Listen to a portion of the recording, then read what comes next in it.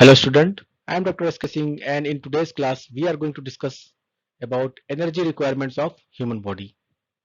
हम लोगों ने पिछली क्लास में देखा एनर्जी के बारे में, उसकी यूनिट, कैलोरी एंड जूल के बारे में और देखा कि energy is the ability to do work. तो आपके पास अगर ज्यादा एनर्जी होगी तो आप ज्यादा एनर्जेटिक महसूस करेंगे, आप ज्यादा काम कर सकेंगे।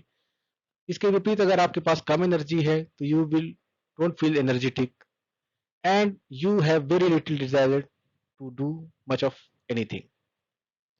और ये डिस्क्रिप्शन सिर्फ आपके वर्क में ही रिक्वायरमेंट एप्लीकेबल नहीं है, बल्कि आपके फिजिकल और केमिकल प्रोसेसेस को भी रिलेट करता है। तो आपने देखा कि quantity of work that can be done is related to the quantity of energy available to do it. और हर पर इंडिविजुअल की एनर्जी रिक्वायरमेंट्स अलग अलग होती है, जो कि डिपेंड करती है वेरियस फैक्टर्स पे। उन चीजों को आज हम लोग डिस्कस करेंगे इस क्लास में। First let's revise the previous class. तो हम लोगों ने जाना energy is the capacity to do work. It's a quantitative property जो कि ट्रांसफर्ड होती है बॉडी और फिजिकल सिस्टम में to perform work on the body और टू हीट इट।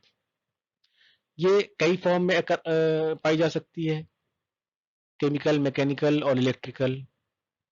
तो जो एनर्जी रिलीज होती है बॉडी में उसको हम लोग कैसे मेजर करते हैं? As a unit of heat, kilo calorie. 1 kilocalorie equal to amount of heat required to raise the temperature of 1 kilogram of water through 1 degree centigrade।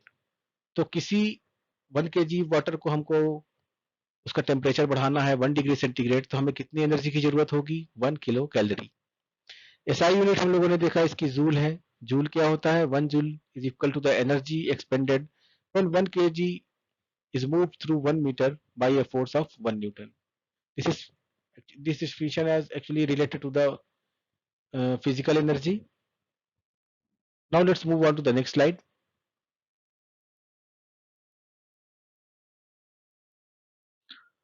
Energy is a very essential part of our life।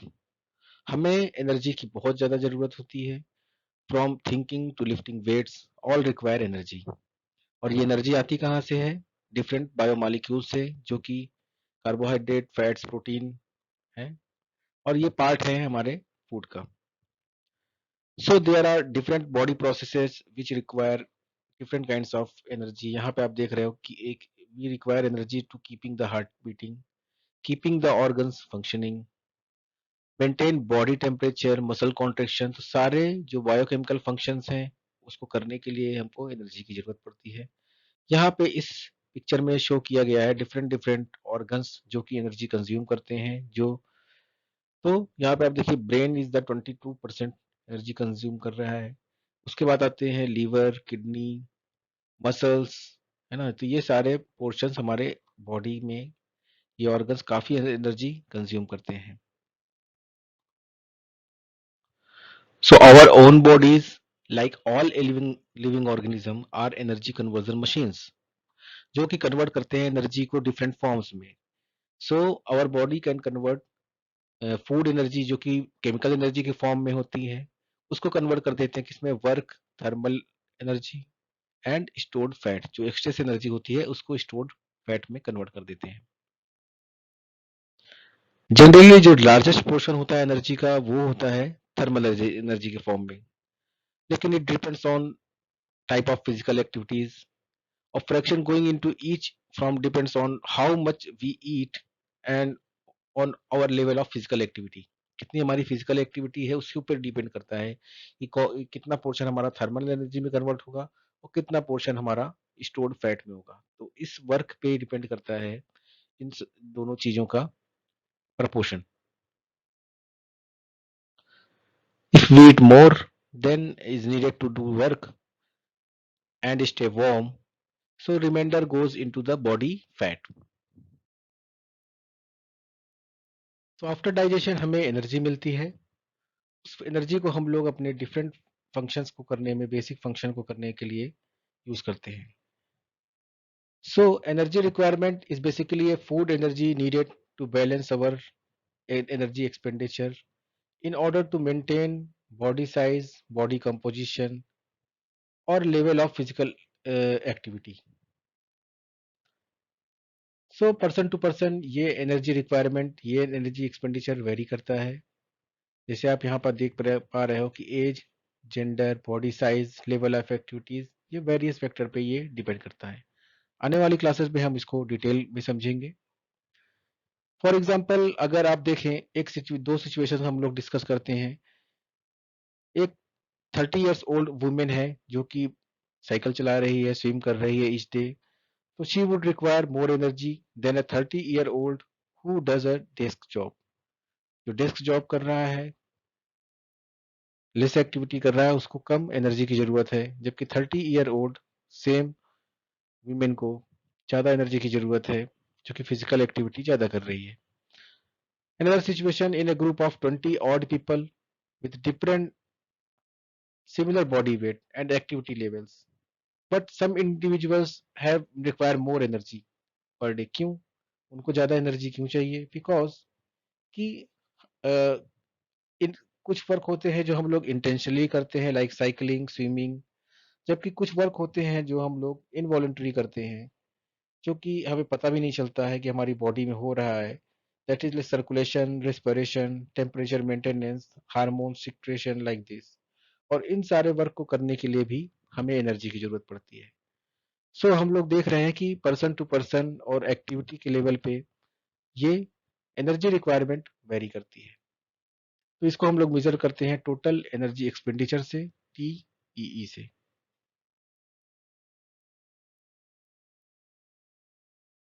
After digestion of food हमें energy मिलती है, और उस energy को हमारी body different biochemical process में और physical activities में यूज करती है। तो यहाँ पे आप एनर्जी एक्सपेंडिचर का एक टेबल देख रहे हैं।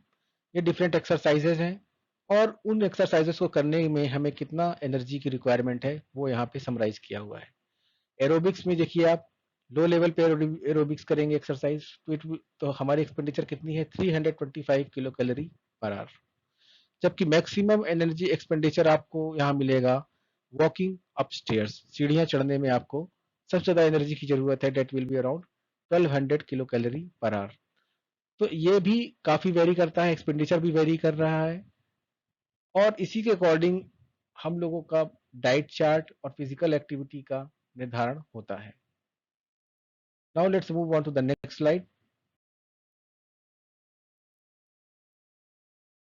आफ्टर डाइजेशन ऑफ फूड हमें एनर्जी मिलती है, और उस एनर्जी को हमारी बॉडी डिफरेंट बायोकेमिकल प्रोसेस में और फिजिकल एक्टिविटीज में यूज करती है। तो यहाँ पे आप एनर्जी एक्सपेंडिचर का एक टेबल देख रहे हैं। ये डिफरेंट एक्सरसाइजेज हैं, और उन एक्सरसाइजेस को करने में हमें कितना एनर्जी की रिक्वायरमेंट है वो यहाँ पे समराइज किया हुआ है। एरोबिक्स में देखिए आप, लो लेवल पे एरोबिक्स करेंगे एक्सरसाइज, तो हमारी एक्सपेंडिचर कितनी है? 325 किलो कैलोरी पर आवर। जबकि मैक्सिमम एनर्जी एक्सपेंडिचर आपको यहाँ मिलेगा वॉकिंग अपस्टेयर्स, सीढ़ियां चढ़ने में आपको सबसे ज्यादा एनर्जी की जरूरत है, that will be around 1200 kilo calorie per hour. तो ये भी काफी वेरी करता है, एक्सपेंडिचर भी वेरी कर रहा है, और इसी के अकॉर्डिंग हम लोगों का डाइट चार्ट और फिजिकल एक्टिविटी का निर्धारण होता है। Now let's move on to the next slide. So किसी भी इंडिविजुअल को हेल्दी लाइफ जीने के लिए उसकी एनर्जी का बैलेंस होना बहुत जरूरी है। जितनी आप एनर्जी ले रहे हैं उतनी आपको एनर्जी कंज्यूम करनी चाहिए। तो energy in should be equal to energy out for healthy life. Energy in depend करती है वेरियस फैक्टर्स पे, depends on amount and kind of food eaten. कभी आपको भूख ज्यादा लगती है, साइकोलॉजिकली आपकी भूख बढ़ जाती है खाने को देख के, तो आप एनर्जी ज्यादा लेते हैं। या फिर आपकी फुलनेस हो जाती है, सेटिस्फेक्शन की फीलिंग होती है खाने में, सेटिटी, ये feeling of fullness and satisfaction after a meal. तो इन सारे फैक्टर्स पे एनर्जी इन डिपेंड करता है। और एनर्जी इन में हम क्या लेते हैं? Different nutrients, carbohydrate, protein and fats and oil. तो सपोज करिए हम जितना एनर्जी ले रहे हैं उतनी ही एनर्जी कंज्यूम कर रहे हैं, किसमें? रेस्टिंग मेटाबॉलिज्म में, थर्मिक इफेक्ट, एक्सरसाइज और ग्रोथ में। और ये energy in should be balance with energy out. अगर हम लोग इनसफिशिएंट अमाउंट में एनर्जी लेते हैं तो क्या होगा? There is a negative energy balance with resulting weight loss. लेकिन अगर बहुत ज्यादा अमाउंट में एनर्जी कंज्यूम कर रहे हैं तो क्या होगा, ये हमें वेट गेन हो जाएगा, पॉजिटिव एनर्जी बैलेंस हो जाएगा, and the excess energy is stored as a body weight and resulting in weight gain. So for a healthy body weight, we need to maintain the energy balance, energy in equal to energy out.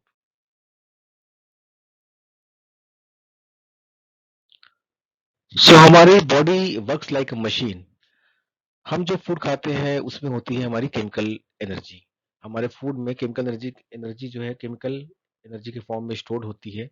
In the digestion process ये क्या होता है, energy release होती है chemical bond से जो biomolecules के अंदर है, और इस एनर्जी को हम लोग वर्क में थर्मल एनर्जी, कुछ पार्ट वेस्ट होता है थर्मल एनर्जी के रूप में, और जो एक्सेस पार्ट होता है that will again converted into the form of chemical energy, fatty tissue. So अगर हम लोग देखें हमारे एनर्जी एक्सपेंडिचर को, तो on the basis of our metabolism and how we use calories, we can divide our energy expenditure into three parts. यहाँ पे आप इस पाई चार्ट को देख पा रहे हो. Resting energy expenditure, thermic effect of the food and physical activity. ये तीन डिफरेंट एनर्जी एक्सपेंडिचर प्रोपोर्शंस है जहाँ पे ये एनर्जी यूज होती है. तो यहाँ पे आप देख पा रहे हो इस वाले पाई चार्ट में, रेस्टिंग एनर्जी एक्सपेंडिचर में this is the fuel which we use to maintain our basic physiological functions. जो बेसिक फिजियोलॉजिकल फंक्शन है उसको करने के लिए भी हमें एनर्जी की जरूरत पड़ती है, और वो कंज्यूम करता है हमारा maximum energy expenditure part. But it depends on the age, sex और फिजिकल एक्टिविटी. तो डिफरेंट चीजों पे ये डिपेंड करता है, बॉडी स्ट्रक्चर पे डिपेंड करता है. अगर हमारी एज जैसे जैसे बढ़ती जाती है हमारा रेस्टिंग एनर्जी एक्सपेंडिचर घटता जाता है, हमारे मेटाबॉलिक रेट डिक्रीज होते जाते हैं. इसी तरह एज सेक्स में हम लोग देखेंगे कि मेल में ज्यादा मेटाबॉलिक रेट है, उसका मेटाबॉलिक रेट हायर है as compared to the females. इसके अलावा हमारे जो बॉडी मसल्स मास है उस पर भी ये डिपेंड करता है.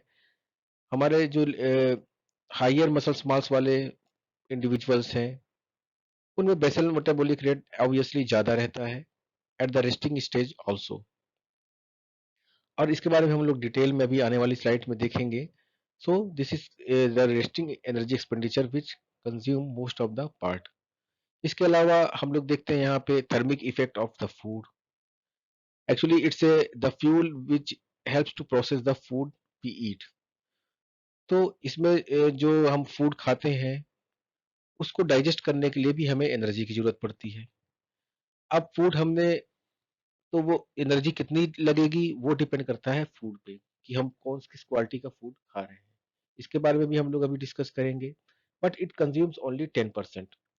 तो अगर आपको अपना एनर्जी एक्सपेंडिचर बढ़ाता है तो इस वाले को पार्ट को हम we should not try, because अगर आप अपना एनर्जी एक्सपेंडिचर बढ़ाएंगे तो you should also increase calories here due to the thermic effect of the food which is not good for the body.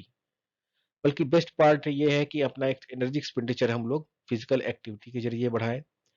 It is the fuel which used for the physical activity. तो it contributes around 15 to 30%. हम जितनी ज़्यादा physical activity करेंगे उतना ज़्यादा हमारा energy expenditure बढ़ेगा और हमारी हेल्थ इंप्रूव होगी. और अमेजिंग पार्ट ये है कि after carrying of the exercise physical activity का जो एनर्जी एक्सपेंडिचर का लेवल है वो मेंटेन रहता है.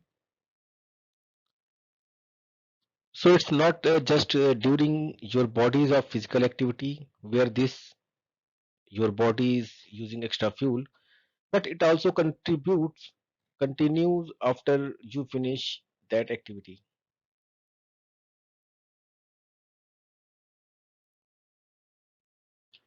So energy requirement को calculate करने के लिए we must consider three things. We need to calculate the energy required for the maintenance of basal metabolic rate, specific dynamic action या फिर थर्मोजेनिक इफेक्ट ऑफ फूड उसको calculate करना पड़ेगा, और फिजिकल एक्टिविटी. फिजिकल एक्टिविटी बहुत important part है energy requirement का, because it varies from person to person on the basis of their physical activity. तो इन तीनों चीज़ों को कैलकुलेट करके हम लोग किसी भी पर्सन का एनर्जी रिक्वायरमेंट कैलकुलेट कर सकते हैं। अगर आपको ये वीडियो पसंद आए तो जल्दी से लाइक कीजिए, सब्सक्राइब कीजिए और बेल आइकन दबाना मत भूलिएगा।